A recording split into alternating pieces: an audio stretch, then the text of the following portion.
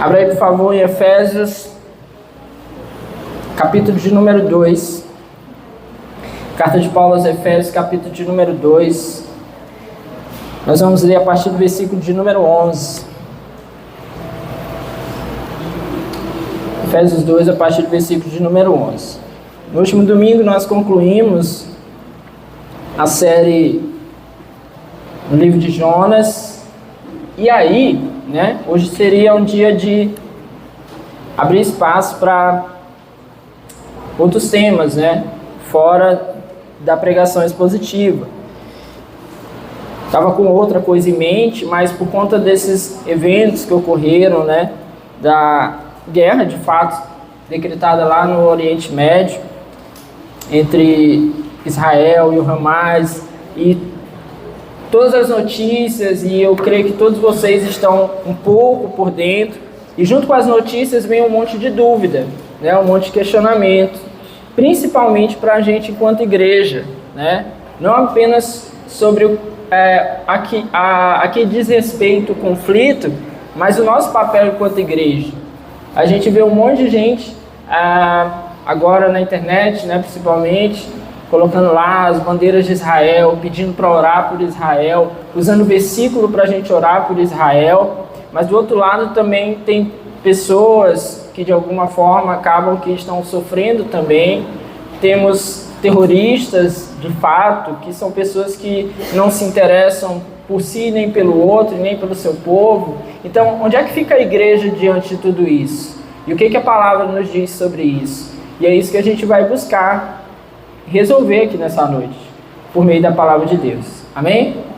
Efésios capítulo de número 2, a partir do versículo de número 11, o texto diz o seguinte: portanto, lembrem-se de que anteriormente vocês eram gentios por nascimento e chamados incircuncisão pelos que se chamam circuncisão, feita no corpo por mãos humanas, e que naquela época vocês estavam sem Cristo, separados da comunidade de Israel, sendo estrangeiros quanto às alianças da promessa, sem esperança e sem Deus no mundo.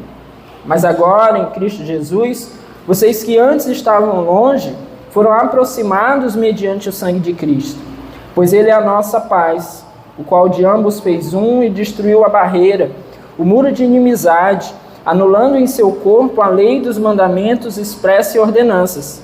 O objetivo dele era criar em si mesmo, dos dois, um novo homem, fazendo a paz e reconciliar com Deus os dois em um corpo, por meio da cruz, pela qual ele destruiu a inimizade. Ele veio e anunciou paz a vocês, que estavam longe, e paz aos que estavam perto, pois por meio dele, tanto nós como vocês temos acesso ao Pai, por um só Espírito. Portanto, vocês já não são estrangeiros, nem forasteiros, mas concidadãos dos santos e membros da família de Deus, edificados sobre o fundamento dos apóstolos e dos profetas, tendo Jesus Cristo como pedra angular, no qual todo edifício é ajustado e cresce para tornar-se um santuário santo no Senhor. Nele vocês também estão sendo edificados juntos, para se tornarem morada de Deus por seu Espírito. Vamos orar? Pai amado, nós nos colocamos em Tua presença nessa hora, pedindo ao Senhor da Tua graça, direção, favor sobre as nossas vidas, para que em nome de Jesus nós sejamos fortalecidos nessa hora, acrescidos da Tua doce presença, levados a conhecer a Tua santa vontade, por meio da Tua doce palavra. Pai amado, Tu que sonda e conhece os nossos corações, fala no íntimo do nosso ser, trata com cada um de nós essa noite, individualmente, também coletivamente, nos guia como igreja do Senhor, nos leva a compreender aquilo que o Senhor tem para nós esse tempo, aquilo que o Senhor deseja falar conosco e aquilo que o Senhor quer nos comissionar a fazer. Nós oramos, Senhor, e repreendemos tudo que não presta, que não vem de Ti, todo pensamento ruim, todo medo, toda apreensão, toda ansiedade, toda dor, toda preocupação com as coisas lá fora. Senhor, nós oramos e repreendemos esse lugar das nossas vidas e das nossas mentes nessa hora.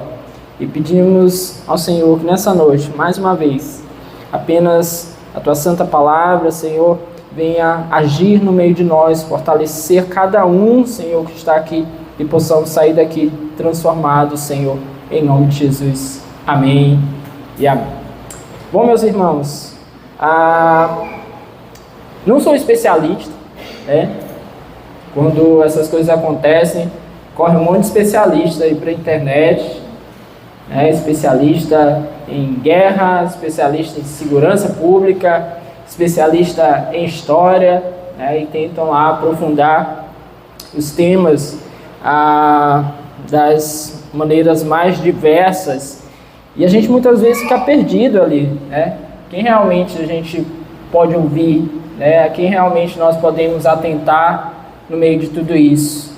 É confuso, né? Dependendo de quem você siga na internet, por exemplo, as opiniões podem ser das mais diversas. Tem gente defendendo, por exemplo, as ações do grupo terrorista.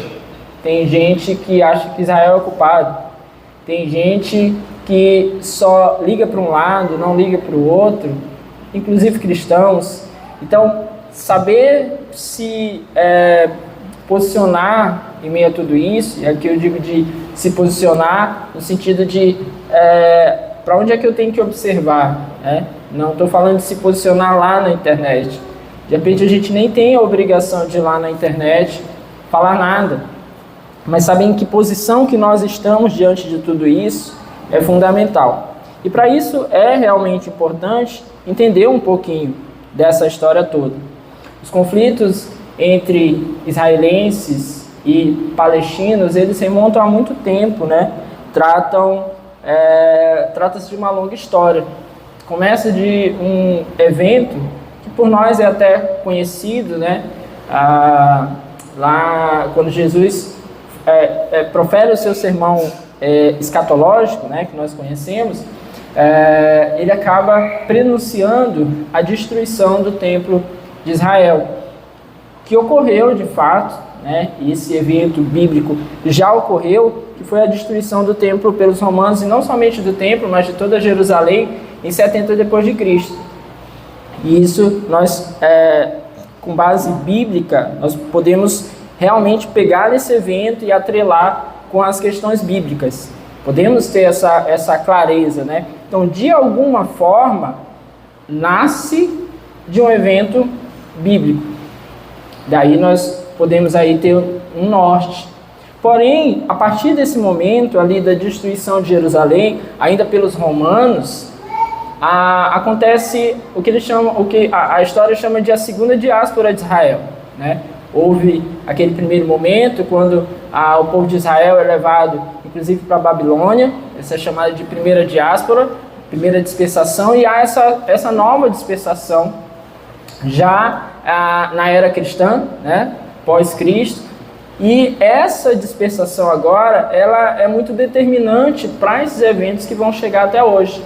Por quê? Porque o que acontece é que os judeus, de fato, são dispersos por vários lugares mesmo.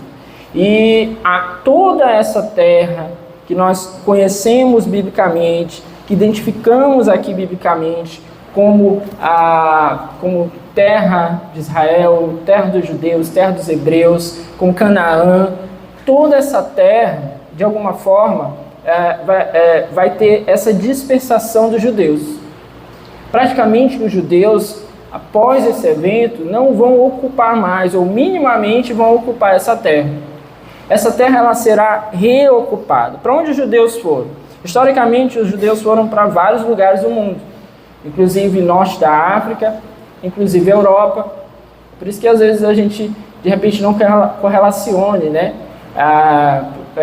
No Holocausto, por exemplo, quando os alemães vieram sobre os judeus, né, e toda aquela série de eventos do Holocausto, a gente fica dizendo assim, o que os judeus faziam ali? Eles não tinham a terra deles? Eles estavam exatamente na Europa, né, porque um dos lugares para onde os judeus foram dispersos foi justamente para a Europa, a região justamente entre a Alemanha e a França, né, depois modernamente ficou conhecido como a região entre a Alemanha e a França. Ali havia um grupo muito grande de judeus e outros lugares do mundo. Mas eles estão dispersos. Depois desse período, tem um outro evento que é importante, o ano 691 depois de Cristo, onde os islâmicos construíram em Jerusalém, exatamente no lugar onde era o templo que foi destruído, foi construído um templo, uma mesquita, na verdade, conhecida como Domo da Rocha, que existe até os dias atuais, né? E isso é um marco também do islamismo. A terra Jerusalém é uma terra tida como uma terra santa, tanto para judeus quanto para islâmicos e também para nós enquanto cristãos. Então, de alguma forma, é uma terra disputada, né? Há detalhes aí de questões religiosas de cada um desses povos. Nós olhamos sempre do foco da questão religiosa nossa enquanto cristãos, mas judeus e islâmicos também olham para essa terra aí com muito interesse e com muita atenção. O ano 691, onde é construído, né, ou talvez onde seja concluído a construção dessa mesquita, ele é interessante, na verdade esse século é muito interessante, porque é o século do aparecimento e do crescimento do islamismo. O islamismo aparece, cresce, se difunde muito rápido. Nós vamos ver depois, por exemplo, ocorrências na história com as guerras santas que envolvem, por exemplo, islâmicos e cristãos católicos. Eles tomam conta não somente dessa região, mas de tantas outras regiões a partir dali. E vários povos presentes naquela região começam agora a se converter ao islamismo. O islamismo toma conta enquanto religião predominante em toda aquela região. E a presença do islamismo ali agora também é de fundamental importância para a gente entender esse cenário. Aí você vem aí do século VII, aí você vai passar todo o período da Idade Média, você vai chegar no período da Reforma, 1500, aí a expansão da igreja agora também por meio do protestantismo, né, após o período da Reforma, e tudo isso está ocorrendo. E enquanto tudo isso está ocorrendo, essa terra que nós conhecemos biblicamente como a terra do povo de Israel, não é ocupada ali de forma predominante por judeus. Isso é muito importante a gente entender, porque muitas vezes você olha para o conflito e você diz assim, mas os judeus não sempre estiveram ali? Não, eles estão fora de lá. Eles não estão ocupando por quase 2000 anos aquela região. Ou pelo menos eles não prevalecem nessa região, porque eles foram dispersos, estão fora de lá. E aí, passados aí esses quase 2000 anos, no final do século XIX surge um movimento chamado sionismo. E esse movimento chamado sionismo, ele vai ganhar força, né, e até algum respaldo no final da Primeira Guerra Mundial, quando os britânicos passaram a dominar aquela região. No final da Primeira Guerra Mundial, o mundo, de certa forma, ele é dividido, ou pelo menos várias regiões do mundo acaba sendo dividido, os britânicos tomam conta dessa região, ali do Oriente Médio. Eles passam a dominar aquela região. E esse movimento chamado sionismo, ele veio com a intenção de recriar o Estado de Israel. Judeus europeus, né, radicados lá na Europa, eles começam a levantar a ideia de que os judeus precisavam ter novamente o seu Estado, a sua nação. Eles eram um povo disperso, eles eram um povo espalhado, né? Praticamente eles são uma nação somente por conta do seu pensamento religioso, mas eles estavam dispersos. E o sionismo, ele quer ter de volta um Estado, um território para Israel. E eles só vão ganhar força no final da Primeira Guerra Mundial. De alguma forma, com esse pensamento sendo validado ali pelos britânicos. E o que acontece? De forma resumida, judeus de toda parte do mundo começaram a migrar justamente para essa região. Só que aqui é algo semelhante, e somente semelhante, àquele momento onde o povo de Israel chega na terra de Canaã e a terra está ocupada. Por quê? Porque eles chegam lá na terra e a terra está exatamente ocupada. E principalmente por povos, por grupamentos de islâmicos, dentro das suas mais diversas variações. Eles estão lá ocupando aquela região. E aí, você quer ocupar uma região que está ocupada. Você diz que tem direito. No primeiro momento, isso tem alguma ajuda dos britânicos, né? Do exército britânico que está ali colaborando com isso. E aí vem uma série de embates, guerras, tratados. Os britânicos se retiram de lá e os judeus ficam lá com esses conflitos. E os conflitos, então, eles passam a ser cada vez mais presentes. Em resumo, também, o que acaba acontecendo é que há uma separação, uma tentativa de separação. Na verdade, isso foi um tratado não cumprido, onde, se você olhar, eu acabei não mandando no grupo, eu ia mandar antes para você olhar, mas acaba que do território de Israel fica uma parte maior, próximo do Rio Jordão, chamada Cisjordânia, que é território palestino.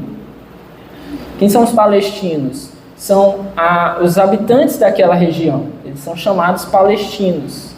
E até tem uma questão engraçada aí nesse nome, né? Porque esse nome ele vem de origem grega. Era como os gregos se referiam aos habitantes da região chamada Filístia, que era justamente dos filisteus, né? Lá do gigante filisteu.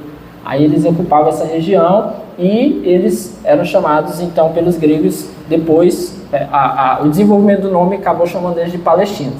Então, quando os judeus saem, os palestinos ocupam toda a região. Agora, os judeus voltam.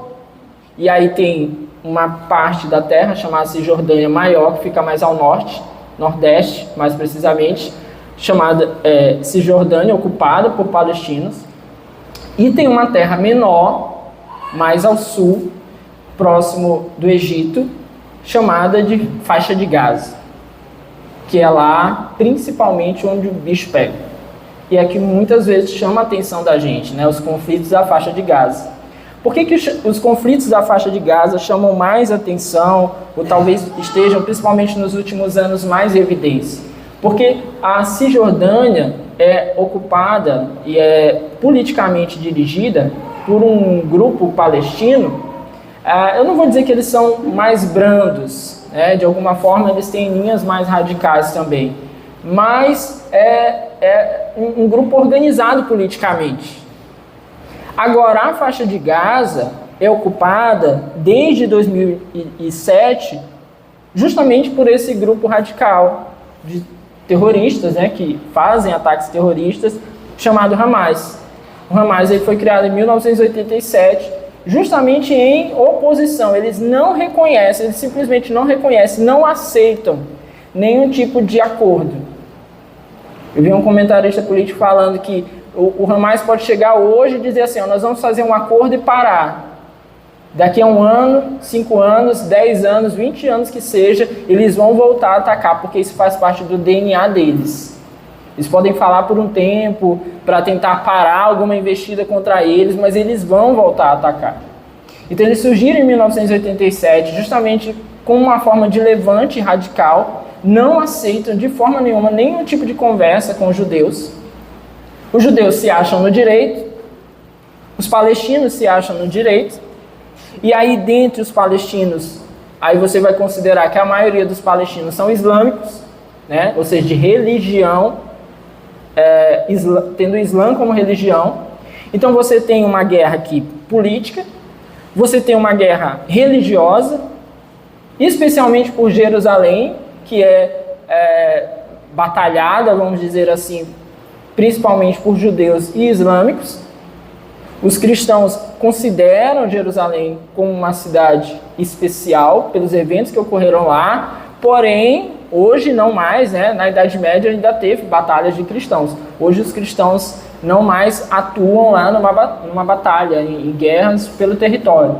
Então, basicamente, muçulmanos, né, que são os islâmicos, e os judeus ficam então nessa batalha ali constante. Uma guerra política, uma guerra territorial e uma guerra religiosa. Está tudo isso envolvido.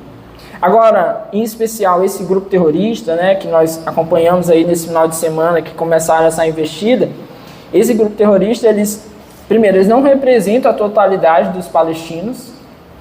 Então, são islâmicos também, né, mas, como falamos, é um grupo bem radical. Não estou dizendo com isso que o pensamento do Islã, né, dessa religião, de alguma forma, é condizente com o pensamento cristão, não é isso. Mas, realmente, eles se destacam pela sua dureza, pela sua perversidade nos seus atos, né? Eles são um grupo, na verdade, muito perverso. Eles não representam o total dos palestinos, não representam o total dos muçulmanos. Mas, de alguma forma, e especialmente nesse evento agora, parece, né, ainda vai ter o desenrolar, com certeza, aí, pelos próximos dias, e não sabemos quanto tempo, mas parece que há outros grupos islâmicos que já sinalizam em favor deles. Inclusive, hoje Israel recebeu ataques pelo norte, vindo de um grupo, também um grupo terrorista no Líbano. Então, pode ser que o negócio piore nesse sentido, uma vez que agora parece que eles não estão sozinhos, né? Então, tudo é uma análise muito superficial, as coisas estão acontecendo ainda, né? Mas só para você se situar. Nesses ataques, em especial desse final de semana, falam-se já em cerca de 1.000 israelenses mortos. Do outro lado, também já há muitos mortos também, especialmente porque esse grupo terrorista, ele meio que usa as pessoas, né, como escudo. Então, eles colocam as suas armas, por exemplo, no meio de condomínios, de bairros. Porque se Israel precisar destruir as armas deles, fatalmente vai matar pessoas. Então, são pessoas realmente assim, sem coração. Então, muitos mortos do lado de Israel, muitos mortos do outro lado também, dos palestinos, na faixa de Gaza. Eles estão adentrando o território de Israel, então ultrapassaram a faixa de Gaza e estão levando muitas famílias israelenses capturadas, né, sequestradas. Pessoas estão sendo não somente mortas, mas estão sendo sequestradas também, estão sendo levadas para tortura, para serem usados como escudo humano também, moeda de troca talvez em um segundo momento. Então eles estão sendo levados para dentro do território da faixa de Gaza. Então todo esse clima de instabilidade. Talvez você tenha visto aí algumas cenas, são cenas assim terríveis assim, e é todo esse clima de estabilidade que está tomando conta daquela região. Talvez alguns apontam como sendo um dos ataques maiores, né? Talvez sem precedentes na história. Porém, já houveram outros momentos. E qual é o fator aí que talvez precise nos chamar a atenção? É que especialmente nos últimos 100 anos, quando esses conflitos aí acabaram aflorando, é um momento também que isso chama muita atenção da igreja. Chama muito a nossa atenção. Com o crescimento, por exemplo, da mídia alternativa, da internet, mais evidente ainda fica tudo isso. E junto com isso, vem para nós, enquanto cristãos, um tanto de medo, receio, informações desencontradas e principalmente o questionamento sobre qual é o nosso papel enquanto igreja em meio a tudo isso. Onde é que a igreja se coloca em meio a tudo isso? O que esses conflitos contra a nação de Israel hoje, o Estado de Israel, isso tem a ver com o Israel antigo? Isso tem a ver com o Israel bíblico que nós encontramos aqui no Antigo Testamento? Isso tem a ver, nós enquanto igreja, deveríamos orar por Israel como se Deus tivesse algo especial por essa nação? Ou Deus tem algo especial com essa nação que de repente está expresso na Bíblia? E talvez essa seja a grande questão aí para a gente começar a se situar. E é importante, então, diante disso, entender os movimentos que, e aí tudo é um tanto de teologia, né? Quem não gosta de teologia tem que engolir, porque tudo é um tanto de teologia. Há pouco mais de um século também surgiu um movimento, na verdade um pensamento teológico que começou a tomar conta da igreja, chamado de dispensacionalismo. Não vou detalhar o dispensacionalismo, mas só para você ter ideia, o dispensacionalismo ele é, entre outras coisas, um pensamento escatológico, um pensamento acerca das últimas coisas, do fim dos tempos, de como interpretar a Bíblia sob uma visão acerca do fim dos tempos. E esse pensamento dispensacionalista, ele ocupa, por exemplo, a maioria das igrejas pentecostais e certamente todas as igrejas neopentecostais. Aqui no Brasil, por exemplo, isso vai ser uma infinitude de igrejas. Provavelmente 70% ou 80% das igrejas cristãs que nós temos no Brasil hoje são igrejas pentecostais e neopentecostais. Então essas igrejas são tomadas por esse pensamento. Então há uma tendência que nós aqui no Brasil vejamos as coisas sob essa óptica. Um movimento que também é muito presente, um pensamento que também é muito presente nos Estados Unidos. Então, às vezes a gente vai olhar, todo mundo está falando nesse sentido. Há uma tendência da gente achar que isso é o padrão, é o correto, é o bíblico. Só que a gente precisa examinar a palavra de Deus, para que a gente não seja levado por pensamentos errados, que estão presentes também. Então, se muita gente, se muitos pastores, inclusive pessoas que a gente gosta, falam sobre isso e falam nessa perspectiva, a gente tende a achar que essa perspectiva é correta. Mas qual é, dentre outros problemas, qual o problema do dispensacionalismo com relação a essa questão de Israel? Entenda, ao longo da história da igreja, né, então todo o período que a igreja se desenvolve desde Cristo, sempre houve essa questão sobre qual é o lugar de Israel, do povo judeu, nos planos redentivos de Deus. Então, assim, onde é que ele se encaixa? Qual a nossa visão? Qual a visão que temos que ter em relação a Israel? Entre outros pontos, esse foi um ponto sempre debatido na história da igreja. Em alguns momentos mais, em outros momentos menos. Mas nessa história moderna, que nós temos aí nos últimos 100 e poucos anos, o dispensacionalismo, parece que ele conseguiu dominar o debate. Presente especialmente nas igrejas pentecostais e neopentecostais, ele vem com essa perspectiva escatológica, e depois do estabelecimento então do Estado de Israel enquanto nação, em 1948, ele vem e domina o debate. Ou seja, parece que voltou a ter uma necessidade de pensar assim, olha, tá aí, os judeus se reestruturaram, eles voltaram, a nação se formou ali novamente, então tem algo aí, tem alguma questão aí. E aí teólogos, pastores, igrejas inteiras começaram a dominar esse debate e alinharam muitas vezes o pensamento da igreja de uma forma geral, em relação a esse tipo de pensamento aí escatológico. Eles dominaram o debate, direcionaram aí a forma como eles pensam que Deus tem então uma intenção com Israel para esse tempo. Qual é basicamente o pensamento deles? O pensamento deles envolve basicamente a ideia de que Deus tem um plano especial, diferente para Israel. É como se Deus tivesse aí dois povos escolhidos, os crentes em Jesus e o povo de Israel, destacado. Alguns apontam assim, mas houve esse tempo de dispersação e os judeus ficaram longe, agora eles voltaram. Aí o que esse pensamento, essa corrente aponta? A ideia de que não, realmente, é que Deus deixou, mas tem um plano especial de Deus para o povo de Israel. E aí, por questão da aproximação do tempo da volta de Jesus, Deus está então reaglutinando ali o seu povo e preparando o seu povo para esse novo tempo. Então eles pensam assim, Deus tem dois povos distintos. Essa é a forma de pensar.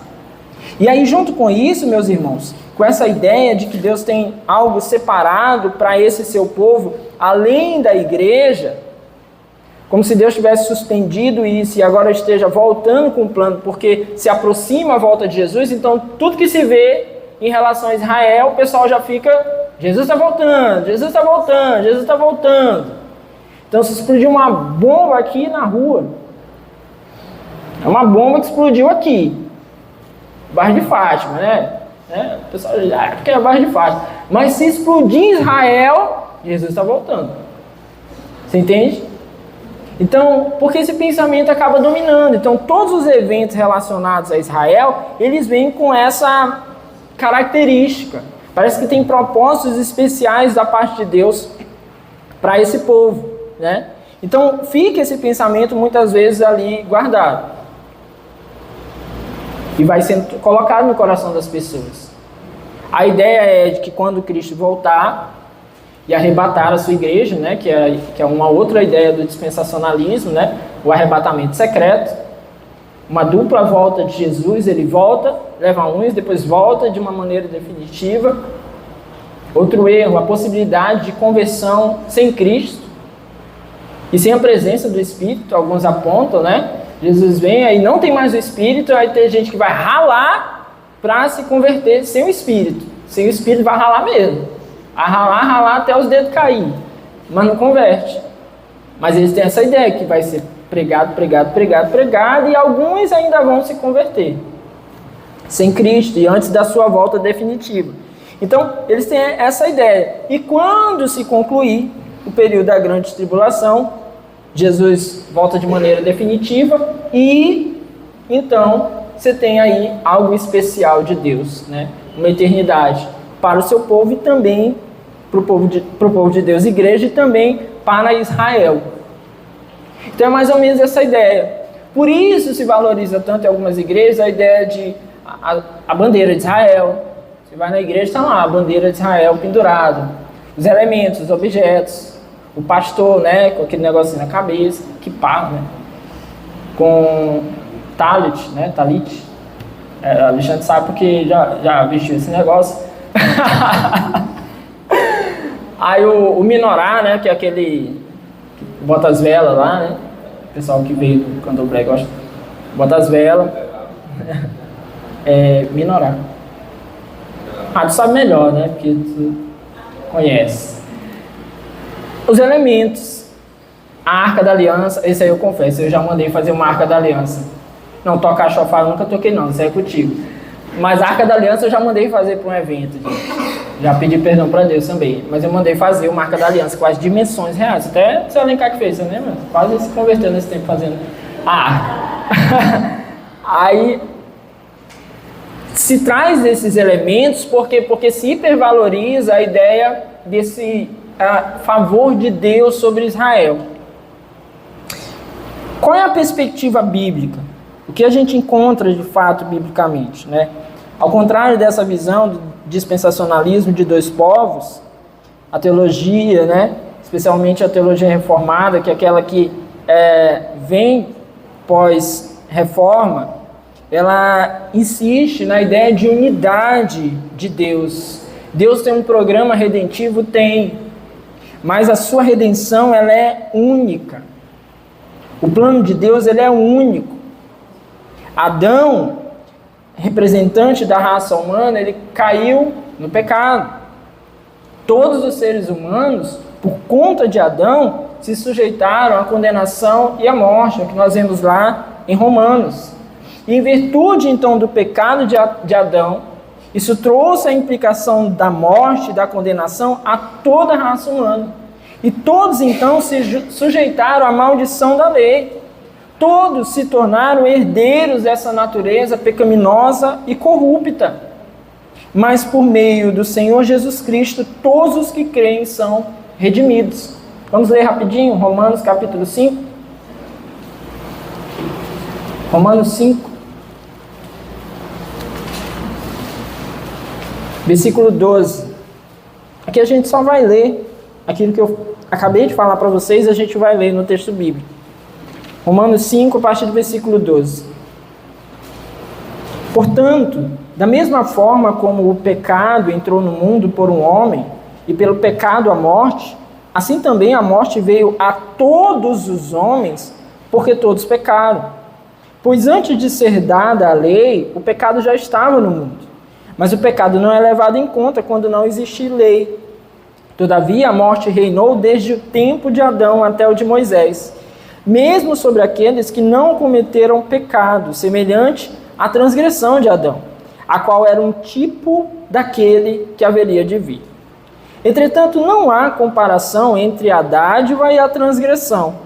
De fato, muitos morreram por causa da transgressão de um só homem, mas a graça de Deus, isto é, a dádiva pela graça de um só, Jesus Cristo, transbordou ainda mais para muitos. Não se pode comparar a dádiva de Deus com a consequência do pecado de um só homem. Por um pecado veio o julgamento que trouxe condenação, mas a dádiva decorreu de muitas transgressões e trouxe justificação.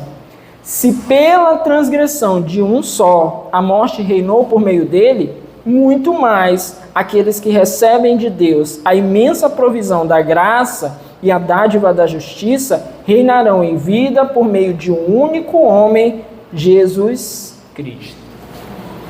Então é aquilo que nós acabamos de falar, que o texto está aqui nos apresentando. Por meio do pecado de Adão, são todos condenados. Mas por meio de Cristo, todos aqueles que creem são então redimidos do seu pecado. Consequentemente, são salvos. Então aqui, meus irmãos, fica para nós o entendimento de que é necessário conhecimento, fé e conversão em Cristo para que os homens sejam salvos. Não é possível, então, que um povo, ou que individualmente pessoas que não creem em Cristo como Salvador, sejam salvos. Porque até aqueles que morreram antes de Cristo são salvos pelo sacrifício de Cristo. É isso que a palavra nos aponta. Então, aqueles que vêm depois do sacrifício de Cristo não têm como, em hipótese alguma, serem salvos sem reconhecer Cristo como Salvador. E é exatamente isso que ocorre com os judeus. Os judeus, até hoje, não reconhecem Cristo como Salvador. Em Jerusalém, inclusive, há bairros onde se é proibido pregar o Evangelho, né, como nós conhecemos. É uma situação lá presente. Há bairros que parecem são mais abertos, há lugares mais fechados, onde outras pessoas, inclusive, são impedidas de entrar, principalmente para fazer algum tipo de pregação. Então isso ocorre no meio dos judeus. Eles não creem em Jesus como Salvador. Eu já fui, entre aspas, evangelizado por um taxista judeu lá em Brasília. Peguei um táxi, 5 horas da manhã, indo para uma corrida, e o cara lá começou a falar, né? 99% dos que entram no táxi dele são crentes, né? São cristãos, ou crente ou católico, né? O evangélico ou católico. Então ele sempre tem ali um campo de evangelização. É isso que, por exemplo, a gente não entende muitas vezes, né? Tudo é uma oportunidade. Ele, judeu, entende. Então, cada um que entra, né? Ele certamente já está preparado ali para falar algumas coisas. E muito convicto ali da sua questão. Não consideram Jesus como Salvador, como Messias enviado de Deus. E diante disso, então, fica mais uma vez aqui a questão levantada. O que nós, enquanto igreja, precisamos fazer? O que a palavra nos apresenta? E aí é que a gente chega na carta de Paulo aos Efésios. Nessa carta aos irmãos da igreja em Éfeso, Éfeso tinha uma igreja que, lá em Atos, a gente olha, acho que é Atos 18 ou 19, Paulo havia ficado presente ali naquela igreja, orientou os primeiros cristãos ali naquele lugar, justamente no batismo que Paulo leva eles, que eles recebem o Espírito Santo de Deus. Ali Paulo ficou durante 2 anos ensinando em uma escola, então estabeleceu uma igreja ali. Depois a igreja de Éfeso ficou uma igreja assim, muito fortalecida naquele tempo. Os principais pastores passaram por lá. Mas Paulo escreveu essa carta um tempo depois dele ter passado por lá, para fortalecer a fé desses irmãos. No capítulo de número 1, ele apresenta uma oração por eles, para que eles pudessem encontrar um aprofundamento nesse conhecimento e na relação deles com Deus. E aqui no capítulo 2, que foi o texto que nós lemos, Paulo, então, ele vai falar sobre duas questões. A primeira, que está nos primeiros versículos, é sobre a graça derramada sobre os gentios.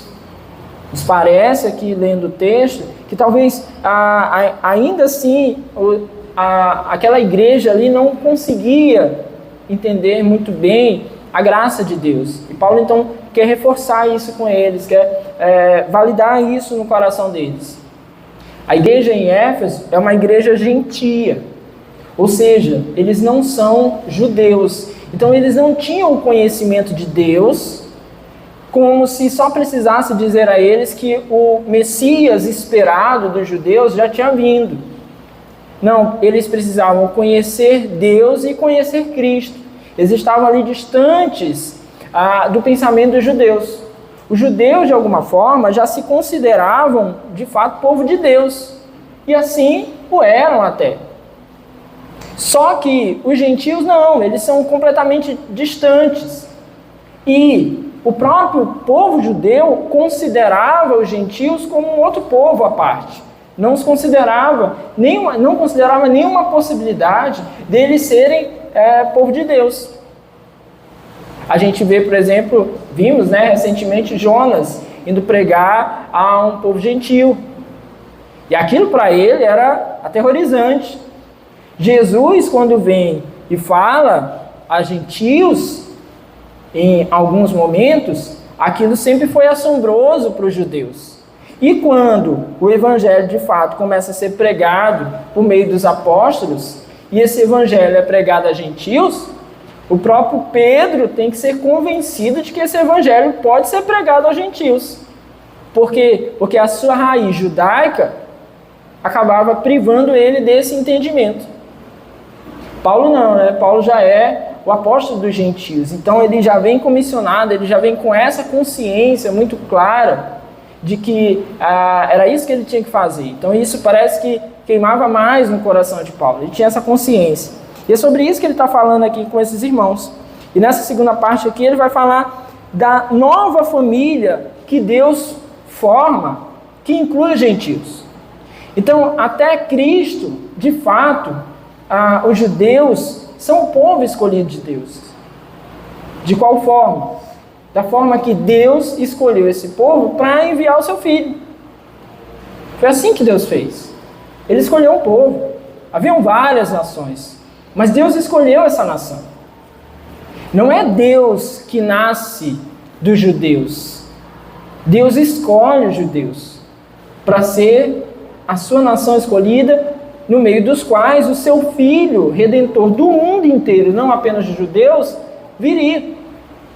Deus escolheu essa nação. Só que agora os gentios estão recebendo o Evangelho e eles não se sentem parte. Eles olham para os judeus e eles veem os judeus à parte disso.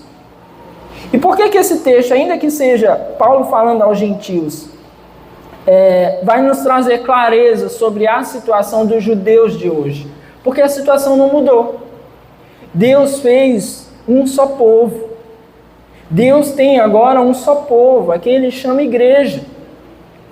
E faz parte da igreja, é a igreja, todo aquele que crê no seu Filho, na sua morte, na sua ressurreição, tem fé nele, foi alcançado por essa graça.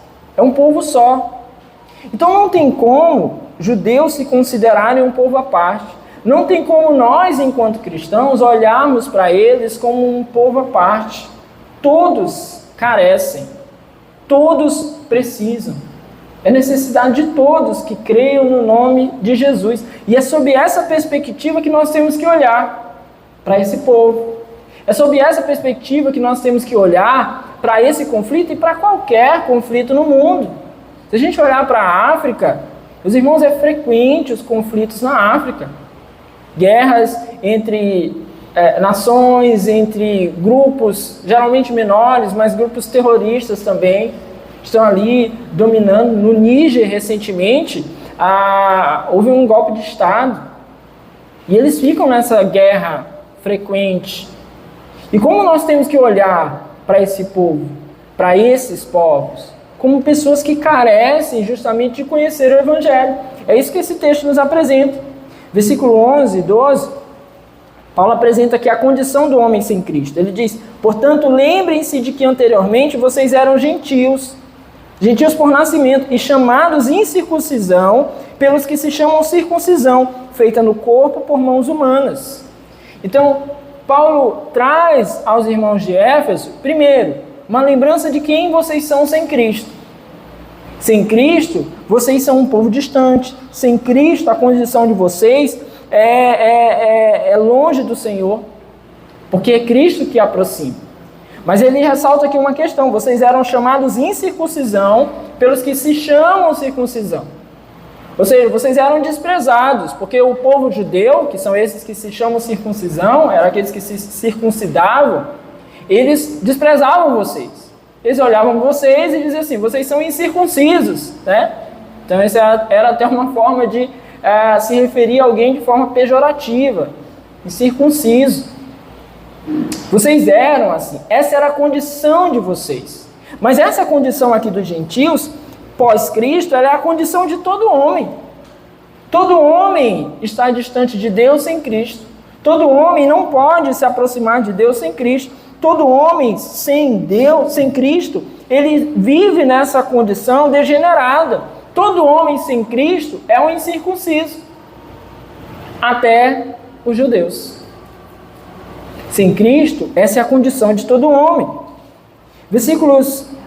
versículo 12 ele diz: naquela época vocês estavam sem Cristo, separados da comunidade de Israel, sendo estrangeiros quanto às alianças da promessa, sem esperança e sem Deus no mundo.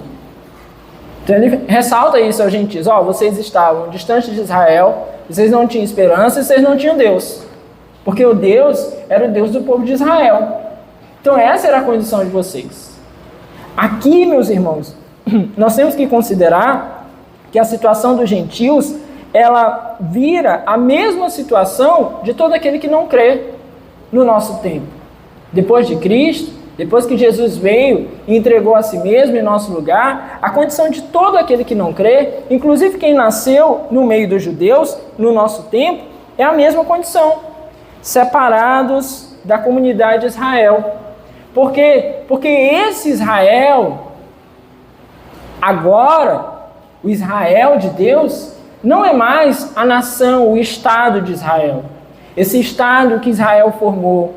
Não é mais essa nação que recebe ajuda dos americanos financeira, porque os americanos eles têm interesse naquela região.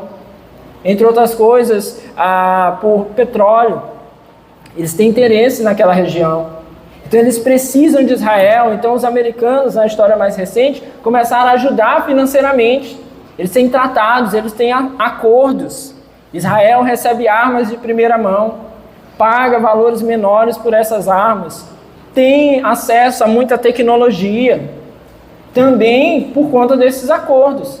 Muita gente acredita isso apenas a uma relação com Deus, que é o pensamento dispensacionalista vai dar. Não, Israel ele tem isso por conta dessa relação com Deus, histórica. Mas muito disso vem justamente dessa relação que eles têm, que decorre também de interesses econômicos. E isso a gente não pode negar. Mas o Israel de Deus, biblicamente, ele é a igreja.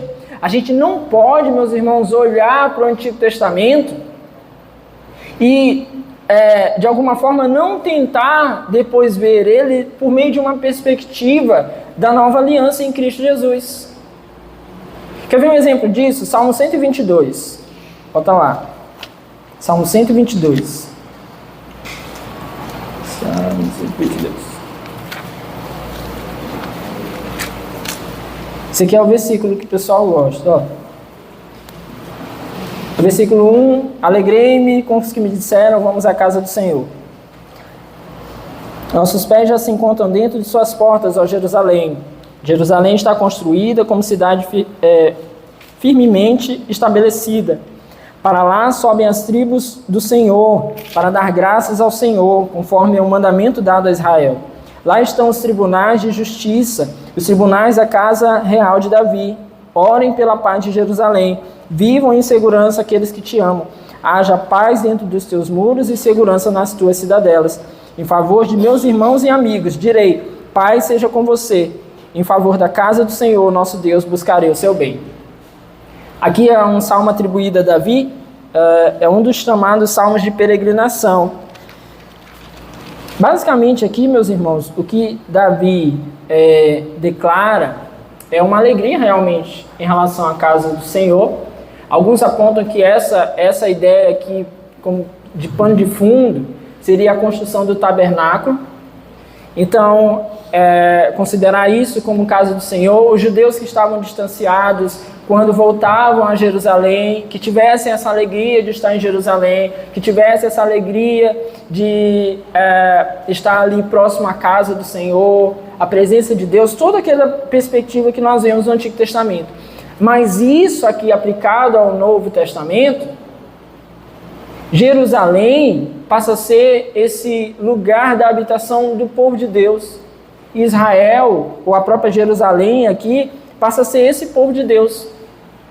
Então nós precisamos entender isso do ponto de vista da nossa perspectiva igreja. Ela tem uma aplicação aqui dentro do seu contexto da época, mas ela tem uma aplicação para nós que somos igreja hoje. E aí qual seria então a alegria? A alegria de estar na casa do Senhor, com os pés que se encontram dentro das suas portas, ó Jerusalém.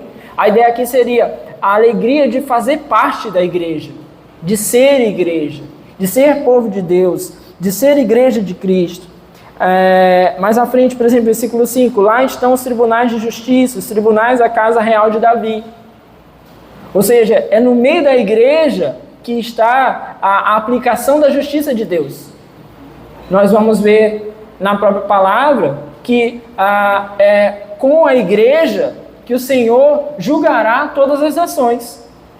É o que o texto está nos dizendo. Lá estão os tribunais de justiça, os tribunais da casa real de Davi. E aí quando ele diz aqui, orem pela paz de Jerusalém, vivam em segurança aqueles que te amam, haja paz dentro dos seus muros e segurança nas tuas cidadelas, se a gente tem que fazer alguma aplicação aqui, é a aplicação para a igreja. E se temos que entender esse texto aqui sob o ponto de vista de que Deus está determinando orar por alguém, aqui seria uma determinação de orar pela igreja. Pela igreja. Para que haja justiça, para que haja paz, para que haja segurança dentro dos seus muros. Ou seja, para que a igreja do Senhor seja protegida. Nós temos que ser protegidos por Deus. Ele mesmo quer isso. E nós precisamos orar por isso. Amém? Não quer dizer com isso que nós não possamos orar por Israel ou por qualquer outra nação que esteja vivendo um embate, um dilema, uma guerra. Precisamos, devemos. Mas não é, por exemplo, um texto que ilustraria a ideia de que só temos que orar por Jerusalém. Volta lá no texto de Efésios. Aí no versículo 13, 14. Mas agora em Cristo Jesus, vocês que antes estavam longe, foram aproximados mediante o sangue de Cristo. Pois Ele é a nossa paz, o qual de ambos fez um e destruiu a barreira, o muro de inimizade.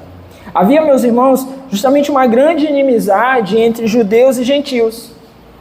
É a mesma inimizade que ocorre entre Deus e a pessoa não regenerada. O homem não regenerado, não salvo, ele está distante de Deus. Ele é inimigo de Deus. Da mesma forma como judeus e gentios eram inimigos. Que a música lá que está na moda agora, na boca de todo mundo, né? Aquele fio que se rompeu da minha alma até a Deus. Vai falar sobre isso, sobre esse nosso distanciamento de Deus, esse nosso rompimento em relação a Deus. Nós somos inimigos de Deus, contrários a Deus. Na nossa condição ainda não regenerados, nós somos inimigos, mas agora Jesus é a nossa paz. É o que Paulo está mostrando aqui. Jesus é que faz com que o homem possa se reconciliar. Jesus obteve essa paz por meio do seu próprio sacrifício. Jesus derrubou a parede de inimizade que havia entre judeus e gentios. Porque lá no templo dos judeus havia uma parte que era separada, onde só judeus podiam entrar. Inclusive, nós vamos encontrar em Atos os apóstolos sendo acusados de terem levado gentios para dentro da área do templo, que seria a propriedade apenas dos judeus, onde só os judeus poderiam passar. Para vocês terem ideia disso. Como isso era muito sério. Então tinha esse muro de inimizade, segundo o que Paulo fala aqui. Mas Jesus derruba isso. Se no templo ele não derrubou de forma literal, mas na nossa relação com ele derrubou. O muro de inimizade que havia entre nós e Deus foi derrubado por meio do sacrifício do Senhor Jesus. Por isso nós precisamos de Cristo para chegar até a Deus. Eu e você e qualquer um que escute a mensagem do Evangelho precisa do Senhor Jesus para chegar até a Deus. Porque Ele foi que derrubou esse muro de inimizade. Em Romanos 1,16, Paulo diz: eu não me envergonho do Evangelho, porque é o poder de Deus para a salvação de todo aquele que crê. Aí ele diz: primeiro do judeu, depois do grego. Esse texto aqui entrega. Se é preciso o Evangelho para salvar todo o que crê, Paulo, como se precisasse dar mais ênfase, ele diz: primeiro do judeu, depois do grego. Ou seja, tanto o judeu, quanto o grego, quanto qualquer um de nós, precisa do Evangelho para chegar até a Deus. E nós precisamos ter essa consciência. Porque de repente, muitos de nós não olham, por exemplo, para um conflito desse, como se os judeus precisassem de Cristo. E aí, entre outras coisas, de repente a gente pode comemorar a morte dos palestinos. A gente pode comemorar a morte dos traficantes, dos terroristas, né? Porque sair da nossa realidade para outra, né? A gente pode comemorar a morte dos terroristas, como se fossem pessoas que não precisassem da graça de Deus para ser salvos. E ainda que doa, meus irmãos, de alguma forma, saber que eles têm feito tanto mal por meio de ataques, por meio de perversidade, nós não podemos esquecer o que acabamos de aprender em Jonas, que o povo mais perverso, se conhecer a Cristo, encontrará em Cristo redenção. Então não tem um povo melhor, Israel, judeus, e um povo pior, palestinos, e um pior ainda, terroristas, pois todos pecaram, todos nós, e todos nós carecemos de Cristo para nos achegar a Deus, amém? Versículo 15, Paulo diz: anulando em seu corpo a lei dos mandamentos, expressa em ordenanças. O objetivo dele era criar em si mesmo, dos dois, um novo homem, fazendo a paz, e reconciliar com Deus os dois em um corpo, por meio da cruz pela qual ele destruiu a inimizade. Foi pelo seu sofrimento na sua própria carne que Jesus removeu o poder da lei cerimonial. A lei cerimonial consistia em ritos e cerimônias que os judeus eram obrigados a fazer para se apresentar diante de Deus. Eles tinham essa obrigação, mas em Cristo essas leis foram anuladas, porque em Cristo todas elas foram cumpridas.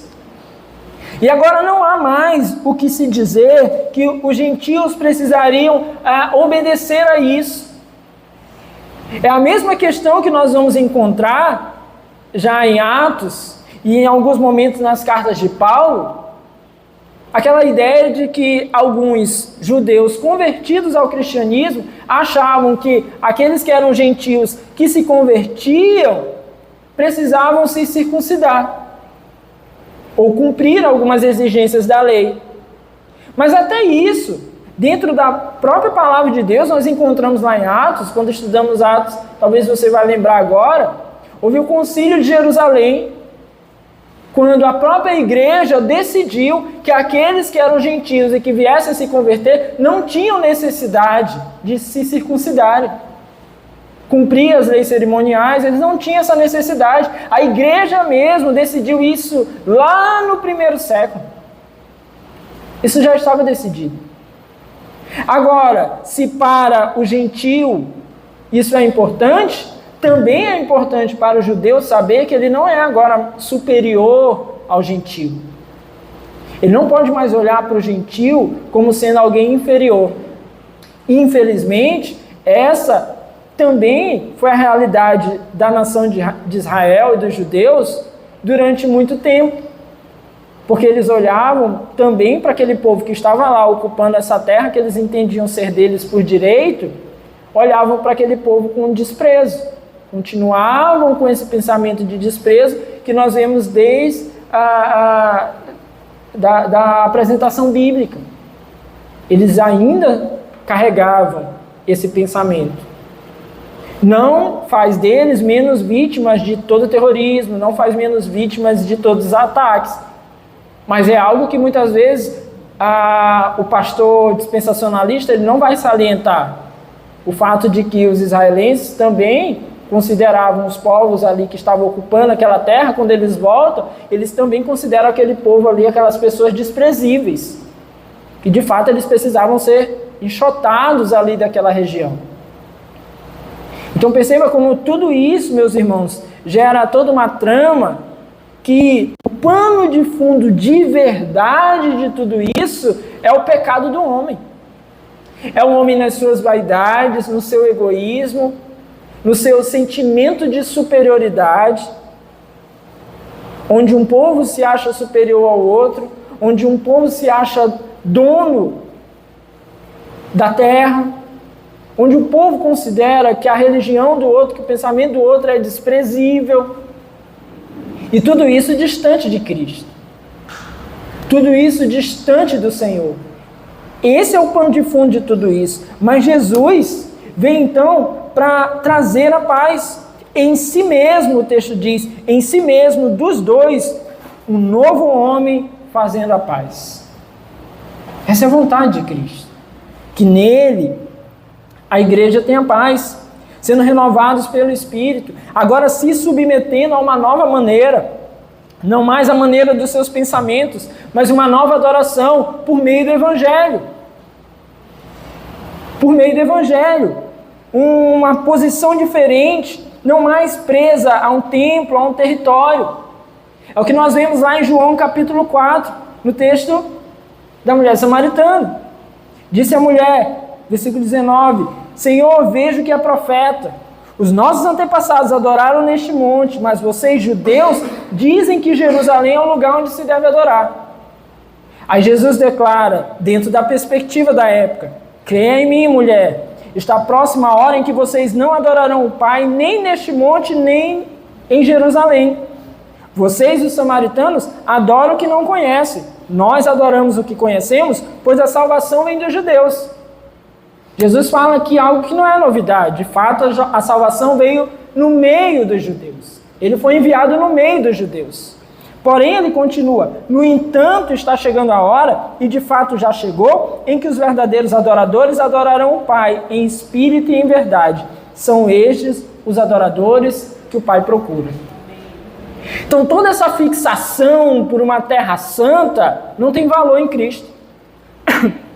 Você pode ir lá, né? Você está guardando dinheiro aí que eu estou sabendo, você pode ir lá, Israel, vai, visite, passeie, tire bastante foto. Deve ser maravilhoso. Precisa nem se batizar no Rio Jordão de novo, não, que tem o pessoal que vai lá, se batiza. Ana Maria, de tanta vontade, Ana Maria Braga, ela mesma se batizou, você já viu? Ela foi sozinha, ela mesma se batizou, de tanta vontade. Não precisou de pastor, padre, nada. Ela mesma se fez cabucho lá. Não precisa disso. Agora, o principal é saber que não tem mais um lugar sagrado. Não tem mais um ambiente sagrado, uma terra santa pela qual a gente precisa brigar. Ah, eu quero esse território aqui. Beleza, pode ficar aí. Não vou repetir, não. Pode ficar aí. Você quer esse território? Fique para você. Ah, para a gente é sagrado. Se alguém quiser brigar com você por um território sagrado uma vez na vida, você faça uma troca. Presta atenção, para a gente encerrar. Se alguém quiser brigar com você aí um dia por um território sagrado, você faça uma troca. Você diz assim: você fica com a terra e me dá 10 minutos para eu falar de Jesus para você. Porque é isso que faz a diferença nas pessoas. A terra, o território, isso passa. A palavra nos diz, o Senhor Jesus diz: céus e terras passarão, mas as palavras dele jamais passariam. E é essa consciência que a gente tem que ter. A gente não precisa, por exemplo, orar por que Israel tome aquele território para eles. A gente tem que orar assim: Senhor, salva aquele povo. Envia missionários para aquele lugar, pessoas para pregar o evangelho. Tem um vídeo que saiu outro dia, eu estava até comentando com os meninos ontem. Crianças em Israel, claro, doutrinadas dentro de um pensamento religioso, encontraram umas mulheres evangélicas, né, pregando em rua, em praça pública. Os meninos cercam a mulher, as mulheres, na verdade, cercam elas. Não são agressões pesadas, né, mas eles dão com os pauzinhos, um negocinho assim nelas, assim, dão uma pressão assim, tentando tirar elas de lá. Por quê? Porque o evangelho, para ser pregado, ele vai confrontar o pensamento dessas pessoas e de outras pessoas. O judeu, o islâmico, a pessoa do candomblé, qualquer que seja o seu pensamento, será confrontado pela pregação do evangelho, mas é do evangelho que todos precisam para serem salvos. Por fim, o versículo 17, ele diz assim: ele veio e anunciou paz a vocês que estavam longe e paz aos que estavam perto, pois por meio dele, tanto nós como vocês temos acesso ao Pai por um só Espírito. O efeito, meus irmãos, dessa paz que vem por meio de Cristo é o acesso livre a Deus, tanto de judeus quanto dos gentios. Todos agora têm acesso a Deus por meio de Jesus Cristo, por meio da mediação de Jesus. Nós temos livre acesso à presença de Deus. Ele se tornou o nosso Pai por meio de Cristo. É por isso que Jesus é o unigênito, que se tornou primogênito. Nós somos feitos filhos por causa do sacrifício do nosso Senhor Jesus. E todos precisam reconhecer a Cristo como Salvador para que encontrem a reconciliação com Deus. Os judeus, eles estavam aqui acostumados a considerar todas as outras nações da terra como estrangeiros, como forasteiros, como povos desprezíveis, e assim eles tratavam todos os gentios. Mas aqui, agora a palavra nos diz que eles são feitos concidadãos, versículo 19, portanto vocês já não são estrangeiros, nem forasteiros, mas concidadãos dos santos e membros da família de Deus, edificados sobre o fundamento dos apóstolos e dos profetas, tendo Jesus Cristo como pedra angular. Ou seja, todos agora, por meio de Cristo, são feitos cidadãos, parte dessa mesma família. Os fundamentos, sim, começaram a ser postos ali. A palavra diz, tem parte dos apóstolos, tem parte dos profetas do Antigo Testamento, mas Jesus é a pedra angular, Jesus é a pedra fundamental. Nem profetas, nem apóstolos sem Jesus Cristo teriam valor. Nenhum dos homens da atualidade, nenhum presidente superpoderoso tem algum valor para conduzir alguém a Deus, senão apenas o Senhor Jesus Cristo. Somente Ele tem esse poder. Nada, nenhuma conjuntura humana, nenhuma conjuntura política, nenhuma conjuntura social, nada, nenhuma ideologia, como há muitas ideologias que tentam apresentar o homem a alguma espécie de redenção, alguma espécie de salvação. Nenhuma tem poder, se não for por meio do Senhor Jesus Cristo. Ninguém chegará a Deus. E por isso, meus irmãos, podemos e devemos orar por israelenses, palestinos, pelo nosso vizinho, pela pessoa da nossa casa, por qualquer um. Mas oremos, e oremos muito, mas oremos sempre entendendo que somente Jesus Cristo transforma, salva e concede ao homem a possibilidade de se aproximar de Deus. Amém? Fique de pé no seu lugar em nome de Jesus.